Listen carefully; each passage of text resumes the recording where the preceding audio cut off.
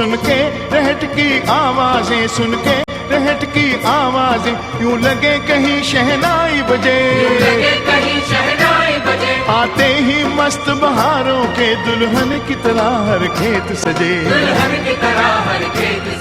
आदरणीय M.A. सिद्दीकी साहब, deputy secretary आदरणीय संदीप जी जैन, मंचासीन सभी महानुभाव, मंच के सम्मुख उपस्थित सभी महानुभाव, राष्ट्रीय अल्पसंख्यक एजुकेशनल इंस्टीट्यूट के माध्यम से जो हमारे सभी का जो नॉमिनेशन हुआ है, हम धन्यवाद देना चाहेंगे आदरणीय प्रकाश जी मोदी साहब का खास तौर पे कि जिस तरीके से प्रकाश भाई आपको हम सैल्यूट करते हैं आज के इस प्रसंग पर कि सचमुच आपने समूचे भारतवर्ष के अलग अलग, जैसा कि सवेरे किसी ने कहा था कि हीरो को यूँ समझे, हम अपने आप को हीरे नहीं मानेंगे, लेकिन समझने में भी हरकत नहीं है क्योंकि हम अपने क्षेत्र के हीरे जरूर हैं। और सचमुच जिस प्रकार के लोगों को आज आपने यहाँ पर बुलाया, इकट्ठा किया, मैं समझता हूँ कि एक अच्छा ग्रुप आज यहाँ पर एक फाउंड हो चुका है जो ऑल ओवर इंडिया लेवल से हम सब लोग यहाँ पर एकत्रित हुए हैं। और मुझे ऐसा लगता है कि जिस उद्देश्य को लेकर,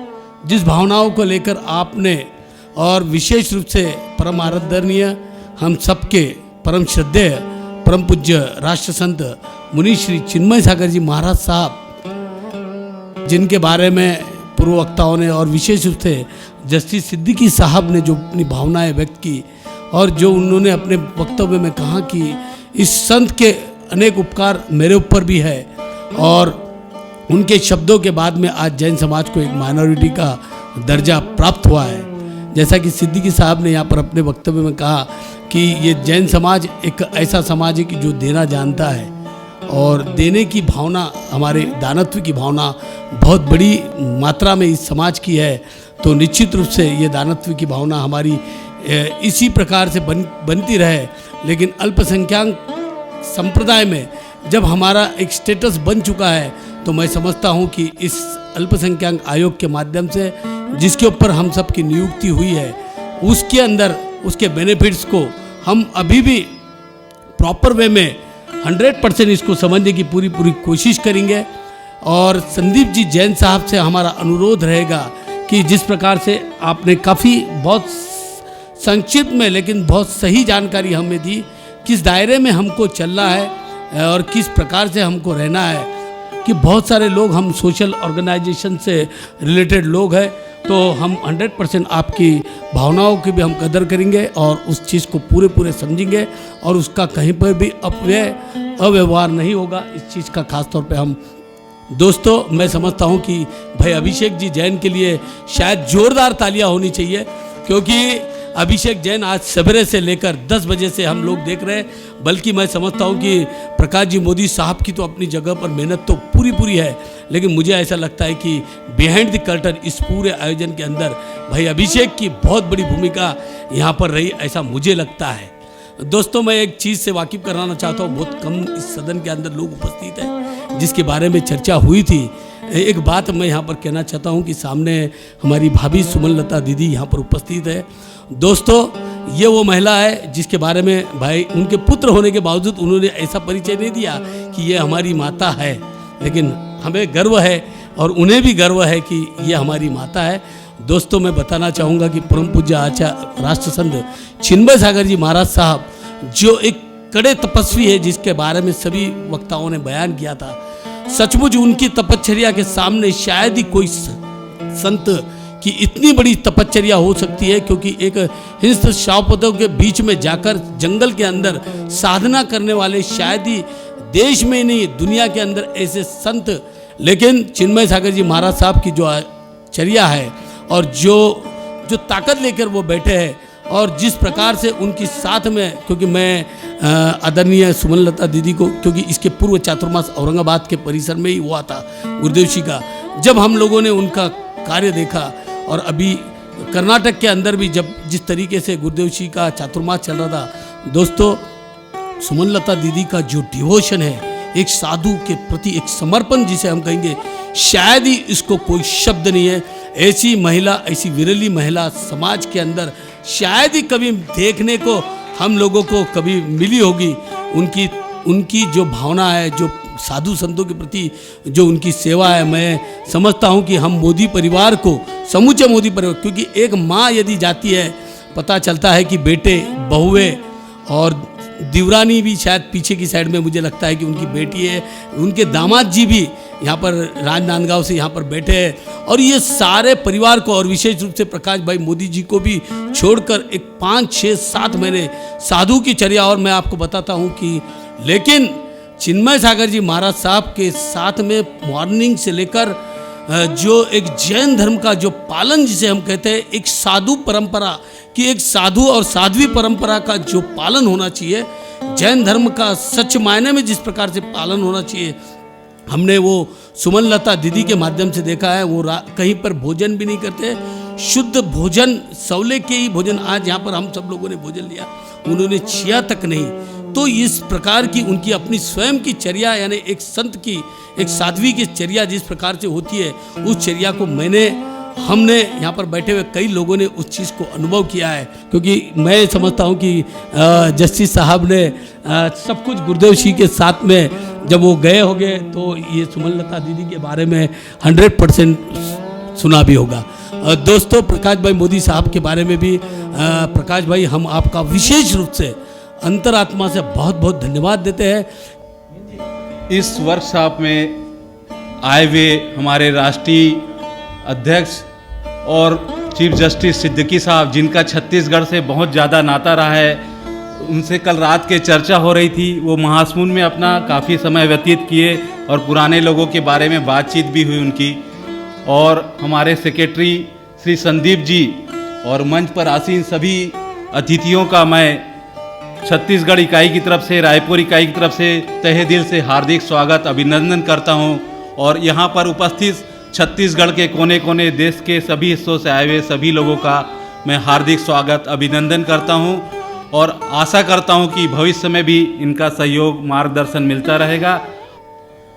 आज इस कार्यशाला में जो भी वक्तव्य या जो भी वक्ता अपने अपने उद्बोधनों में अल्पसंख्यकों के लिए उत्साहपूर्वक, जो एकजुटता के साथ में उनके विकास के लिए, उनकी समृद्धि के लिए, उनके शिक्षा के लिए जो अपने अपने उद्बोधन दिए हैं, प्रण किए हैं, सच्चे मन से अगर इसको हम ये ठान लें और इसको पूरा करें तो निश्चित रूप से समाज में अल्पसंख्यक वर्ग भी बहुसंख्यक वर्ग के साथ में बराबरी का दर्जा हासिल कर सकता है। पर्टिकुलर सबसे खुशी की बात तो ये है कि आज 65 सालों के बाद में जैन धर्म के लोगों को अल्पसंख्यक का दर्जा दिया गया। ये सबसे बड़ी खुशी की बात है। और आने वाले समय में इन जैन धर्म के साथियों के साथ में जो अभी तक उपेक्षित थे, बाकी के धर्म के लोग, उनका विकास होगा, निश्चित रूप से उनका उद्धार होगा, उनमें शिक्षा का विकास होगा, उनमें समृद्धि आएगी, आर्थिक रूप से समृद्धि आएगी। और उस सब समृद्धि के बाद में निश्चित रूप से ये मान के चलिए इस देश को विश्व गुरु बनने से कोई नहीं रोक सकता। क्योंकि अभी हमारे इस देश में कुछ वर्ग, जिसमें मुस्लिम, क्रिश्चियन, ठीक है, शिक्षा के रूप में बहुत क्षेत्र में बहुत पीछे हैं, और उनमें जो है ना सुरक्षा की जो भावना जागृत है। और ये जो भटके हुए हमारे युवक युवतियाँ जो भी हैं, जो गलत रास्तों पे चल रहे हैं, उसका मुख्य कारण है आर्थिक रूप से और सामाजिक रूप से उनका तिरस्कार संपन्नता नहीं थी, इसलिए वो भटकते थे, गलत दिशा में चले जाते थे। अब जैन समाज इस वर्ग से अल्पसंख्यक वर्ग में आ गया है, तो निश्चित रूप से सारे वर्ग को लेकर पूरे देश में समानता, समान रूप से एक सबको स्थिति लाएगा और इसका सभी अल्पसंख्यक वर्ग के लोगों का लाभ होगा। इन्हीं आशाओं के साथ मैं आज आप लोगों को धन्यवाद करता हूं और एक विश्वास दिलाना चाहता हूं मंचस्थ अतिथियों को कि हमारे प्रकाश मोदी जी में जो ऊर्जा है निश्चित रूप से काबिल तारीफ है। उन्होंने 27 कोऑर्डिनेटर जो नियुक्त किया है, उनकी ओर से मैं मंचस्थ अतिथियों को यह आश्वासन दिलाना चाहता हूं कि हम निश्चित रूप से पूरे प्रदेश में अल्पसंख्यकों के लिए, सारे वर्ग के लिए अच्छा प्रयास करेंगे, अच्छी मेहनत करेंगे, उनको विकसित करेंगे, शैक्षणिक रूप से, आर्थिक रूप से भी मदद करेंगे, शिक्षा क्षेत्र से भी मदद करेंगे, सामाजिक रूप से भी हम उनको सम्मान दिलाने का प्रयास करेंगे। बड़ी खुशी की बात है कि आज जंगल वाले बाबा ने जो अपनी करुणा का स्रोत है, वो उनकी करुणा का स्रोत जैन समाज के बीच नहीं फैलता है। सबसे निर्धन और गरीब वर्ग के लिए यदि कोई संत इस देश में सोच रहा है तो हमारे चिन्मय सागर जी महाराज हैं। जगह जगह, गांव-गांव, जंगलों के अंदर जाके और लोगों के भले के लिए, उनके विकास के लिए, उनके आर्थिक और सामाजिक उत्थान के लिए यदि कोई एक संत सोच रहा है तो वो चिन्मय सागर जी महाराज हैं। और आज उनकी कृपा से एक ऐसा अवसर आया है कि हम सब आप लोग एक ऐसी दिशा में सोचना शुरू कर दिया है कि हमें कहीं ना कहीं दलित, पिछड़े और कमज़ोर वर्गों के लिए काम करना है। ये टीम, चिन्मय सागर जी महाराज की टीम, आज जो भी लोग इसमें काम कर रहे हैं, मैं कहता हूँ कि सिद्दीकी साहब भी यदि कहीं ना कहीं अपनी एक सोच में कि नहीं, एक संत यदि इस बात को सोच रहा है तो उसमें भी हमें काम करना है। ये आपके सवेरे उद्बोधन में आपने जिस तरीके से ये बात कही तो उससे हम लोगों का उत्साह खूब बड़ा है। और आप जैसे आज सुबह भी ये कहा गया कि आप चेयरमैन तो हम लोगों के हो गए हैं और चेयरमैन हमेशा ही रहेंगे अब्बू। तो हमारा जो जज्बा है, हम उन संत के फॉलोअर हैं जो रात रात भर, दिन दिन भर और कई कई माह जंगलों में तपस्या करके अपनी ऊर्जा को केवल इस कारण से लगा देते हैं कि समाज के सबसे निर्धन और गरीब वर्ग को इसका लाभ पहुँचे, और वो संस्कार देने की कोशिश करते हैं, उनके सामाजिक आर्थिक उत्थान की बात करते हैं। आज इस सभा में आने में मुझे सबसे बड़ी जो खुशी हुई, प्रकाश मोदी जी का सानिध्य मिला। इन्होंने एक बीड़ा उठाया, सबको जोड़ा, और जोड़ने के बाद कि सब लोगों को समाज सेवा से और ख़ास तौर से उस वर्ग से जोड़ दिया कि नहीं, उसके लिए हमें कुछ ना कुछ बेहतरी का काम करना है। और हमें जंगल वाले बाबा से जो ऊर्जा मिली, आपसे जो ऊर्जा मिली, हम आपको विश्वास दिलाते हैं कि आयोग ने जो विश्वास किया है उस विश्वास पे ये टीम खरी उतरेगी और हम लोग अपने पूरे संसाधन के साथ जो काम कर सकते होंगे बिल्कुल करेंगे। इस कमीशन के स्थापना का उद्देश्य एक ही रहा होगा कि अल्पसंख्यक समुदाय के छात्र और अल्पसंख्यक समुदाय के जो लोग शैक्षणिक संस्था चलाने चाहते हैं, उनका हित किसी तरह से पराजित ना हो, इसलिए इस कमीशन की स्थापना की गई होगी। और हम लोगों को अब यही करना चाहिए कि अल्पसंख्यक समुदाय के अंतिम व्यक्ति तक हम सब मिलकर एक दूसरे से समन्वय स्थापित करके जागरूकता लाएं। जैसा कि चेयरमैन साहब ने कहा कि आदमी की खुशहाली और तरक्की तभी हो सकती है जब वो शिक्षित होगा। मैं अपने आप को सौभाग्यशाली समझता हूं कि इस कमीशन के वर्कशॉप में मुझे बोलने का अवसर मिला, और मैं अपनी वाणी को विराम महात्मा गांधी जी के इस संदेश के साथ देना चाहता हूं कि उन्होंने कहा था, लड़िए मत, लड़ाइए मत, पढ़िए और पढ़ाइए। धन्यवाद। आज मुझे व्यक्तिगत रूप से बहुत खुशी हो रही है और पहली बार ऐसा लग रहा है कि माइनॉरिटी कम्युनिटीज़ की कोई कार्यशाला वो भी एजुकेशनल इंस्टीट्यूट पर हो रही है। और हमें इतनी पहले पता भी था कि कोई अल्पसंख्यक आयोग होता है या एजुकेशन संबंधी कोई कार्य होता है, लेकिन ऐसा लग रहा है पहली बार जैन समाज के जुड़ने से ये संगठन बहुत मजबूत होगा और हमारे जितने अल्पसंख्यक भाई हैं उनको बहुत मदद मिलेगी, शक्ति मिलेगी। आपने मुझे समय दिया। और एक चीज़ और, खासकर महिलाओं के लिए, अभी कवाड़ी जी चले गए तो उनके पास बहुत ऐसी योजनाएं महिलाओं के लिए जो उनको जोड़ सकती है, संगठित कर सकती है और महिलाओं को सशक्तिकरण का एक बहुत बड़ा योगदान दे सकती है। आपने मुझे बोलने का अवसर दिया, मैं आप सबका आभारी हूँ। Thank you very much. ये बिल्कुल सही बात है कि ये एजुकेशन कमीशन पिछले 10 सालों से चल रहा था और पिछले वर्ष ही हमारे को जैन समाज में अल्पसंख्यक का दर्जा मिला।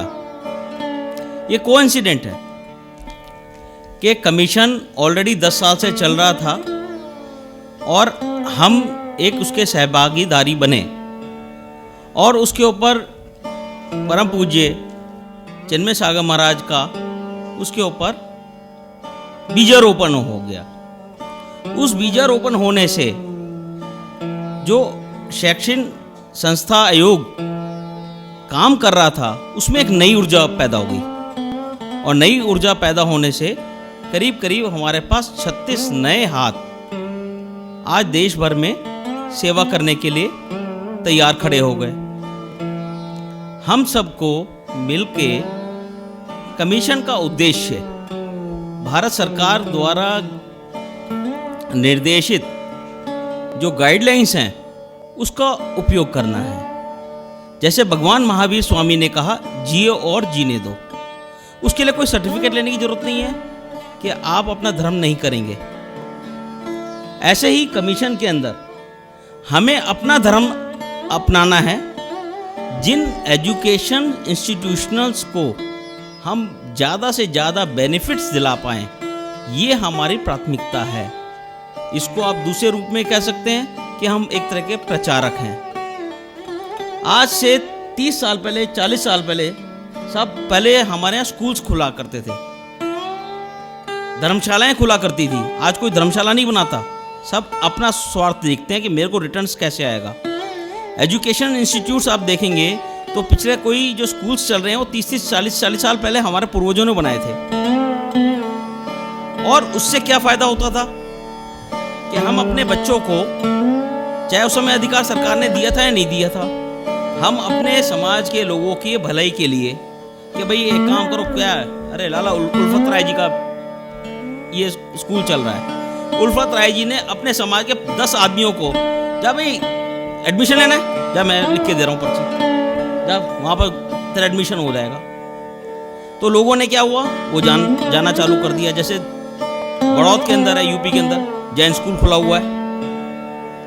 तो इस तरह के स्कूल्स जो हैं, यदि हम सही तरह से इसको उपयोग कर सकते हैं, जैन समाज अब मंदिरों में पैसा ना खर्च करके, जैन समाज बड़े फंक्शनों में पैसा ना खर्च के, यदि यहाँ पर समाज के बेनिफिट के लिए स्कूल्स, मेडिकल कॉलेजेस ये बनाए, तो हम आज के बाद ये प्रयत्न करें प्रकाश भाई साहब के साथ में मिलके कि हम अब अपने नए सेक्शन, नए कॉलेजेस खोलें, नए स्कूल्स खोलें और हम अपने आप को बढ़ावा दें। हमारे इस वर्कशॉप की शुरुआत पूज्य गुरुदेव के चित्र के समक्ष दीप प्रज्वलन के साथ हुई थी। सबसे पहले उनका पावन स्मरण करता हूँ। इनके चरणों को छू माटी बन जाती है चंदन, और तन को तपा तपा के देखो बना लिया है कुंदन। निकल पड़े हैं ये हम भक्तों के कष्ट मिटाने, और गुरुवर भगवान बनो यही हम लगे भावना भाने। गुरुवर भगवान बनो लगे हम यही भावना भाने। छोड़ो कल की बातें, कल की बात पुरानी, नए दौर में लिखेंगे मिलकर नई कहानी। हम हिंदुस्तानी, हम हिंदुस्तानी, हम हिंदुस्तानी, हम हिंदुस्तानी।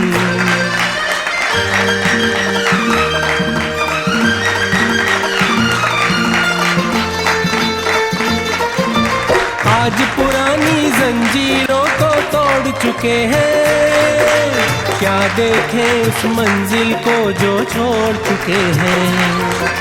चांद के दर पे जा पहुंचा है आज जमाना, नए जगत से हम भी नाता जोड़ चुके हैं। नया खून है, नई उमंगे, अब है नई कहानी। हम हिंदुस्तानी। छोड़ो कल की बातें, कल की बात पुरानी, नए दौर में लिखेंगे मिलकर नई कहानी। हम हिंदुस्तानी, हम हिंदुस्तानी।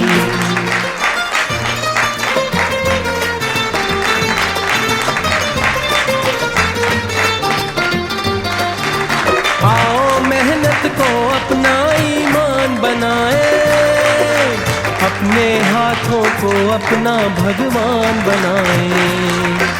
राम की इस धरती को, गौतम की भूमि को, सपनों से भी प्यारा हिंदुस्तान बनाए।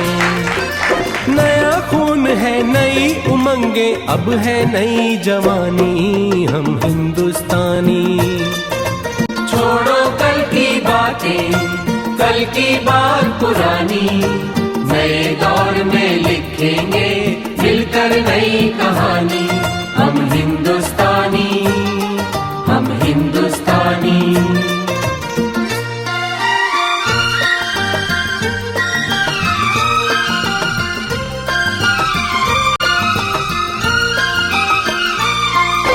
हर जर्रा है मोती, आंख उठा कर देखो, माटी में सोना है, हाथ बढ़ा कर देखो।